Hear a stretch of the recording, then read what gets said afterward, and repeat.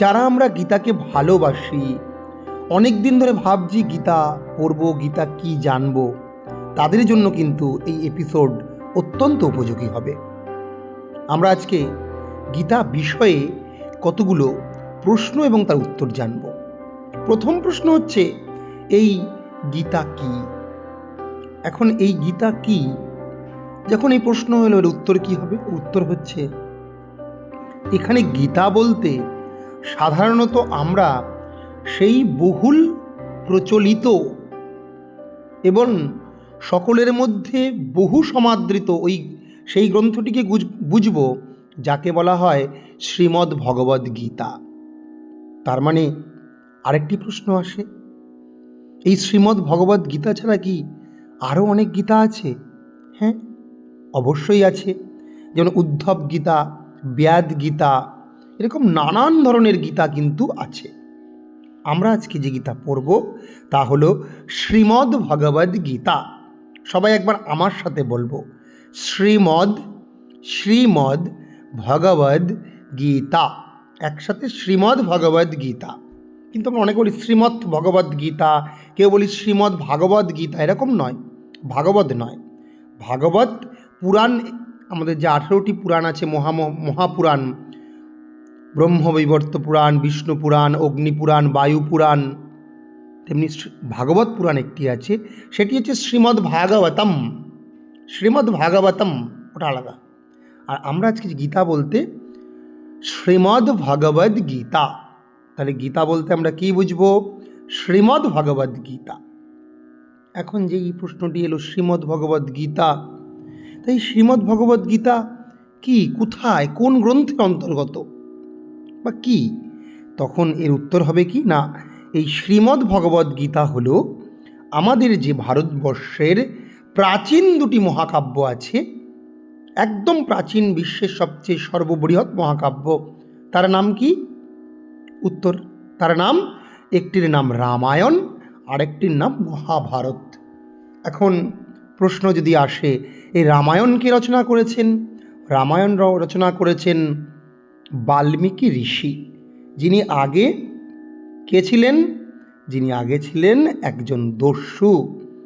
বাল্মীকি ঋষি আগে কে ছিলেন? একজন দস্যু, তার নাম ছিল রত্নাকর। আর মহাভারত, এই মহাভারতকে রচনা করেছেন, মহাভারত রচনা করেছেন কৃষ্ণদ্বৈপায়ন বেদব্যাস। আমরা সবাই একসাথে, আমার সাথে একবার বলবো, কৃষ্ণদ্বৈপায়ন বেদব্যাস, বা আমরা বলতে পারি ব্যাসদেব। এই ব্যাসদেব কিন্তু মহাভারত রচনা করেছে। এই মহাভারতে কতগুলি পর্ব আছে? মহাভারতে 18টি পর্ব আছে। কতগুলো পর্ব? 18টি পর্ব। যেমন উদ্যোগ পর্ব, বনপর্ব, ভীষ্ম পর্ব, বিরাট পর্ব, আমরা নাম জানি। 18টি পর্ব আছে। স্বর্গারোহণ পর্ব। মহাভারতে কতগুলো পর্ব আছে? 18টি পর্ব। রামায়ণে কতগুলো কাণ্ড আছে? 7টি কাণ্ড। এখন শ্রীমদ্ ভগবদ্ গীতা কোথায় আছে? এই মহাভারতের মধ্যেই শ্রীমদ্ ভগবদ্ গীতা আছে। মহাভারতের কোথায় আছে শ্রীমদ্ ভগবদ্ গীতা? এই প্রশ্ন আসবে। মহাভারতের কোন পর্বে, কোথায়? মহাভারতের ভীষ্ম পর্বে। কোন পর্ব? ভীষ্ম পর্ব। ভয় দীর্ঘি মধ্যনার সময় ভীষ্ম, আমরা এরকম বলতে পারি, বাংলায় বলবো ভীষ্ম পর্ব, বা ভালো শুদ্ধ উচ্চারণ ভীষ্ম পর্ব। মহাভারতের ভীষ্ম পর্বে শ্রীমদ্ ভগবদ্ গীতা আছে। বেশ, তাহলে ভীষ্ম পর্ব তো অনেকগুলো অধ্যায় আছে, তাহলে কোন কোন অধ্যায় মিলে শ্রীমদ্ ভগবদ্ গীতা এই গ্রন্থটি হয়েছে? উত্তর হবে মহাভারতের ভীষ্ম পর্বের 25 থেকে 42তম অধ্যায়। মনে থাকবে সবার, 25 থেকে 42, 25 to 42। এই যে 18টি অধ্যায়, এই 18টি অধ্যায়ের নাম হচ্ছে শ্রীমদ্ ভগবদ্ গীতা। মহাভারতের ভীষ্ম পর্বের 25 থেকে 42, এই 18টি অধ্যায় মিলে হয়েছে শ্রীমদ্ ভগবদ্ গীতা। বেশ, তাহলে পরবর্তী প্রশ্ন একটি এসে যাচ্ছে যে এই শ্রীমদ্ ভগবদ্ গীতায় কতগুলি অধ্যায় আছে? শ্রীমদ্ ভগবদ্ গীতায় তাহলে 18টি অধ্যায় আছে, খুব স্পষ্ট। যেহেতু ভীষ্ম পর্বের 18টি অধ্যায় নিয়ে হয়েছে, তাহলে শ্রীমদ্ ভগবদ্ গীতাতে 18টি অধ্যায় আছে। খুব ভালো। তাহলে এইবার প্রশ্ন হচ্ছে, এই শ্রীমদ্ ভগবদ্গীতার 18টি অধ্যায়ের কি নাম বলা হয়? এদেরকে অধ্যায়গুলোকে যোগ নামে বলা হয়। যেমন রামায়ণের অধ্যায়গুলোকে কি বলা হয়? কাণ্ড। তেমনি মহাভারতের অধ্যায়কে বলা হয় পর্ব।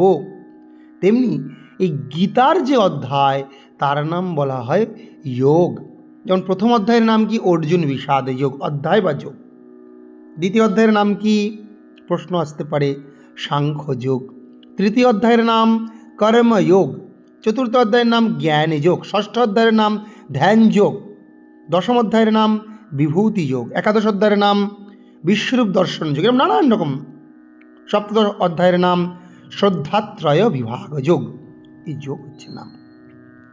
এখন আরেকটি প্রশ্ন, এই শ্রীমদ্ ভগবদ্ গীতায় যে ব্যাখ্যা করা হয়েছে, শ্রীমদ্ ভগবদ্ গীতায় যে গান করা হয়েছে তা কি গদ্য আকারে না পদ্য আকারে? অবশ্যই পদ্য আকারে। একে কি বলা হয়? শ্লোক বলা হয়। তালিবর্ষ লয় ওকার ক, শ্লোক। শ্লোক। তাহলে গীতায় যে গান গাওয়া হয়েছে তা শ্লোকের আকারে। তাহলে পরবর্তী প্রশ্ন সাথে সাথে এসে যায়, এই গীতায় মোট কতগুলি শ্লোক আছে? এই শ্রীমদ্ ভগবদ্ গীতায় মোট 700টি শ্লোক আছে। কতগুলি শ্লোক আছে শ্রীমদ্ ভগবদ্ গীতায়? শ্রীমদ্ ভগবদ্ গীতায় মোট 700টি শ্লোক, 700, মনে থাকবে আমার। শ্রীমদ্ ভগবদ্ গীতায় 700 শ্লোকাস আর দেয়ার ইন শ্রীমদ্ ভগবদ্ গীতা। শ্রীমদ্ ভগবদ্ গীতায় 700টি শ্লোক আছে। এখন আমরা যদি জানতে চাই, এই গীতা আসলে কে কাকে উপদেশ দিয়েছেন? গীতা একটি উপদেশ বাণী, একে ধর্মগ্রন্থও বলা হয়। এই উপদেশ বাণী কে কাকে দিয়েছেন? উত্তর হবে শ্রীকৃষ্ণ।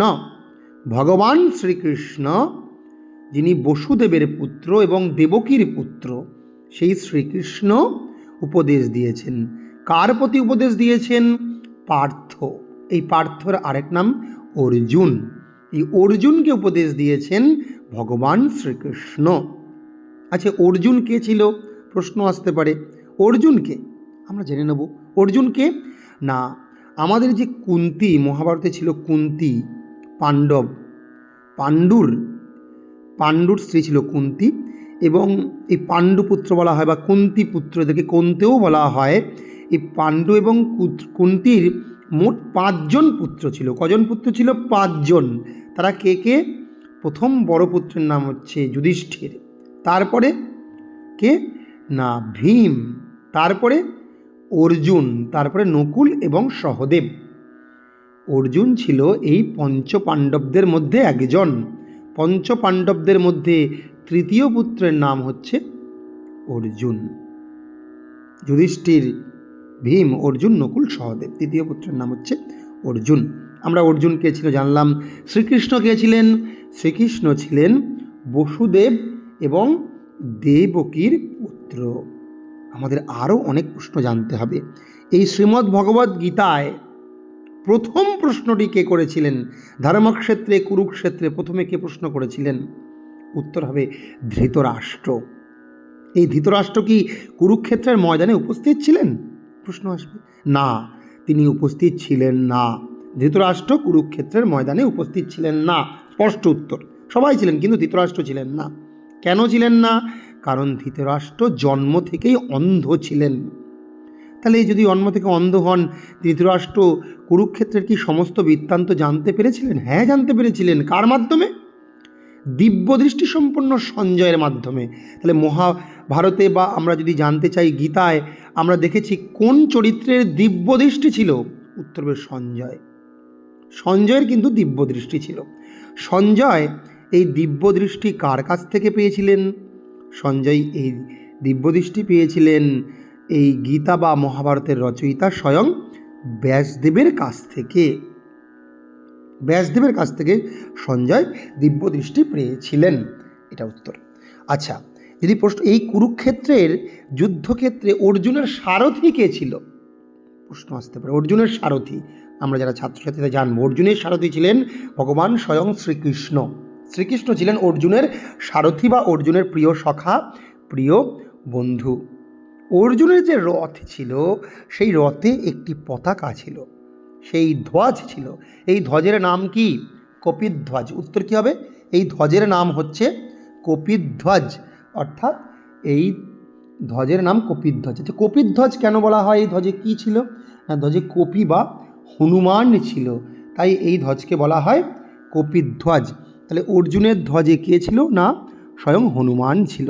তাহলে হনুমান কিন্তু এই কুরুক্ষেত্রের সমস্ত যুদ্ধ দর্শন করেছিল। কে দর্শন করেছিল? হনুমান। আর কেউ দর্শন করেছিল? প্রশ্ন হ্যাঁ, অবশ্যই।